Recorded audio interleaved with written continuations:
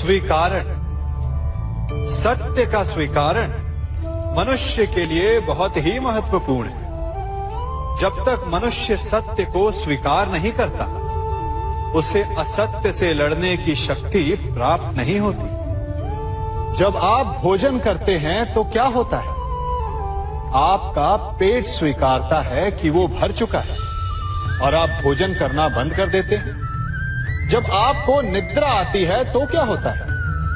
आपका मन स्वीकारता है कि आपका शरीर थक चुका है और उसे विश्राम की आवश्यकता है। उसी प्रकार जब आपको किसी व्यसन को रोकना हो तो आपको स्वीकारना पड़ता है कि बहुत हो चुका, चाहे वो लालच हो या मदिरापान। उस व्यसन का त्यागना तभी प्रारंभ होता है जब आप ये स्वीकार कर लेते हैं कि आप उस व्यसन के बंधक हैं। हम सब शीघ्र ही सफलता चाहते हैं, ढेर सारी संपत्ति और सुख चाहते हैं, और ऐसे में कई बार हम छोटे मार्गों का चयन कर लेते हैं। वो मार्ग जिनमें परिश्रम नहीं होता, जिनमें होता है तो केवल छल, कुटिलता और भाग्य का सहारा, जैसे कि जुआ। कोई जुए के खेल में धन लगाता है, कोई दांव लगाता है और ये भूल जाता है कि जुआ ऐसा दलदल है कि जिसमें एक बार गिरे तो सर्वनाश से पहले निकलना असंभव है।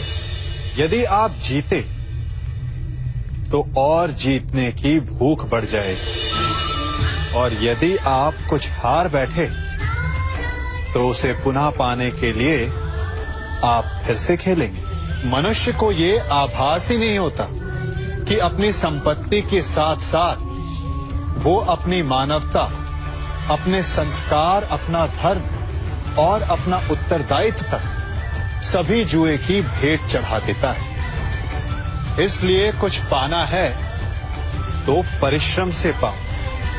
यदि कुछ जुए में जीता तो वो उतना शीघ्र ही खो दोगे, चूंकि उसे परिश्रम से पाया नहीं गया है, और उसकी रक्षा करने के लिए आपके मन में स्वाभाविक प्रयास भी नहीं होंगे। आपने अपने जीवन में कभी तलवार खरीदी है? क्या देखकर तलवार खरीदते हैं? उसकी मयान देखकर या उसकी धार देखकर? अरे, मैं भी कैसा प्रश्न पूछ रहा हूं आपसे। ये आवश्यक थोड़ी कि आप कोई योद्धा या क्षत्रिय हो। ये भी हो सकता है कि आप कोई व्यापारी, कोई छात्र या शिक्षक हो। तो चलिए मैं आपसे ये पूछता हूं कि आप नए वस्त्र कैसे खरीदते हैं? क्या उसका रंग रूप देखकर खरीदते हैं या उसकी गुणवत्ता देखकर? गुणवत्ता देखकर, है ना?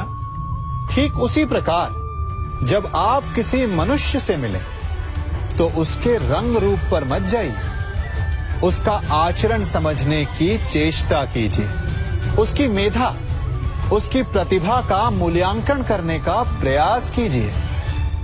आपका जीवन बहुत ही सरल हो जाएगा। आप सब ने अपने जीवन में एक कहावत तो सुनी ही होगी कि एक चुप 100 को हराए। सुनी है ना? और इसीलिए कई बार हम जीवन में चुप रहते हैं, मौन रह जाते हैं, क्योंकि ये सत्य है कि एक मूर्ख के लिए मौन रहने से अधिक श्रेयस्कर उत्तर और कुछ भी नहीं हो सकता। परंतु क्या जीवन में सदैव मौन रहना, सदैव चुप रहना क्या उचित होता है? नहीं। जहां पाप का बल बढ़ रहा, जहां छल हो रहा, वहां मौन रहने से अधिक गंभीर अपराध और कुछ नहीं हो सकता। मौन रहकर कदाचित आप समस्या से बच जाएं, परंतु आप संसार को समस्याओं में उलझा देते हैं। इतिहास साक्षी है कि पापियों के उद्दंडता ने संसार को इतनी हानि नहीं पहुंचाई जितना कि सज्जनों के मौन ने पहुंचाई। यदि कोई मूर्ख बोल रहा है तो मौन रहना उचित है, परंतु यदि कहीं अपराध हो रहा छल हो रहा है तो उठिए और विरोध कीजिए, क्योंकि आप भले ही न सही परंतु आपकी आने वाली पीढ़ी इस पाप के दंड को अवश्य सहेगी।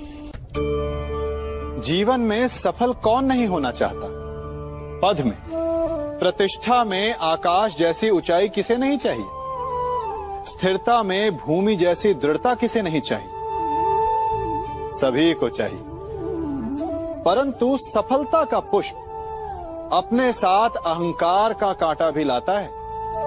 सफलता आपको आनंद देती है, उपलब्धि आपको गर्व देती है, और फिर यही आनंद धीरे धीरे अहंकार में परिवर्तित हो जाता है, फिर अतिक्रमण में और अंततः अन्याय में। और यही से सफलता का नाश प्रारंभ हो जाता है। यदि आप चाहते हैं कि आपकी सफलता लोगों की दृष्टि में सम्मान बनकर रहे, लोगों के मन में शूल बनकर नहीं, तो ये आप वृक्ष से सीखिए। फलों से लदने के पश्चात वो झुक जाता है, उसी प्रकार सफलता मिलने पर विनम्रता अधिक आवश्यक है। और जीवन में अधिक सफलता पाने के लिए या पाने पर और अधिक विनम्र हो जाना चाहिए। संसार का सबसे बड़ा पाप क्या है? असत्य बोलना, हत्या कर देना, चोरी करना या किसी का अपमान करना। संसार का सबसे बड़ा पाप है किसी निर्बल को सताना, और संसार का सबसे बड़ा दंड भी उस निर्बल के मुख से निकली हाय है। आप देख रहे हैं मैं क्या कर रहा हूं? मैं लौह पिघला रहा हूं, और ये लौह पिघलता है इस चमड़ी की बनी धूनकी से निकली हवा से। तनिक सोचिए, एक मृत पशु की खाल से बनी धूनकी इतने कठोर लोहे को भस्म कर सकती। ठीक उसी प्रकार आप चाहे जितने भी शक्तिशाली क्यों ना हो, यदि आपने किसी निर्दोष, किसी निर्बल को सताया, तो उसके मन से निकली हाय और उसका श्राप आपके जीवन को भस्म कर सकता है। मनुष्य भी बड़ा विचित्र प्राणी है। अपनों से नीचे के स्तर के लोगों को वो हे दृष्टि से देखता है, उनका उपहास उड़ाता है, उनसे बार बार कहता है कि तुम्हारा कुछ नहीं हो सकता, तुम भविष्य में कुछ नहीं कर पाओगे। जब मनुष्य के पास धन, संपत्ति, मान होता है तो वो दूसरों का आदर नहीं करता, परंतु वो एक बात भूल जाता है कि उससे भी अधिक शक्तिशाली कोई अस्तित्व में है, और वो है समय, काल। काल अपना चक्र कब बदलेगा ये कोई नहीं जानता। समय अपनी करवट कब लेगा ये कोई नहीं जानता। कोयला भी समय के साथ साथ हीरे में परिवर्तित हो जाता है। इसलिए जीवन में कभी भी किसी का भी उपहास नहीं उड़ाना चाहिए। कभी सोचा है हमारा जीवन भी उस रेत की घड़ी की भांति है? जो रेत नीचे गिर चुकी है वो हमारा अतीत है, जो अब भी ऊपर है वो हमारा आने वाला भविष्य है, और वर्तमान ये संकुचित स्थल है जहां से धीरे धीरे करके रेत गिर रही है। अर्थात हमारे पास जीने के लिए यही एक क्षण है।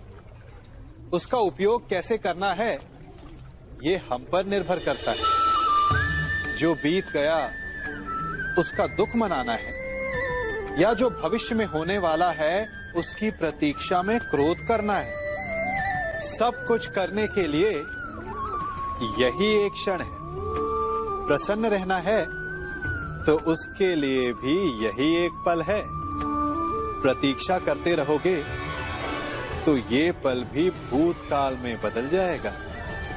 इसलिए आनंद के लिए, परोपकार के लिए प्रतीक्षा ना कीजिए। आपके पास जो पल है उनका भरपूर सदुपयोग कीजिए, क्योंकि इस घड़ी को पलटकर आप फिर से समय अवश्य गिन सकते हैं, परंतु अपना बीता हुआ समय आप वापस नहीं लौटा पाएंगे।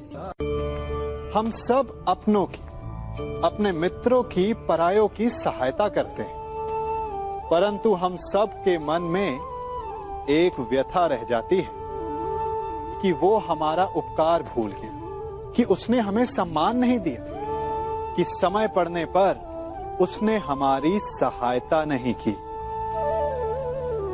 होता है ना ऐसा?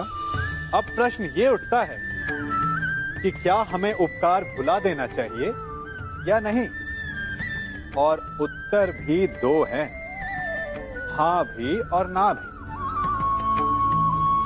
हमें दूसरों पर किए गए उपकार को भुला देना चाहिए, परंतु यदि किसी ने हम पर उपकार किया है तो उसे नहीं भुलाना चाहिए। यदि दूसरों पर किए उपकार भुला दिए तो अपेक्षा नहीं रहेगी। अपेक्षा नहीं रहेगी तो वो टूटेगी नहीं, मन कुंठित नहीं होगा।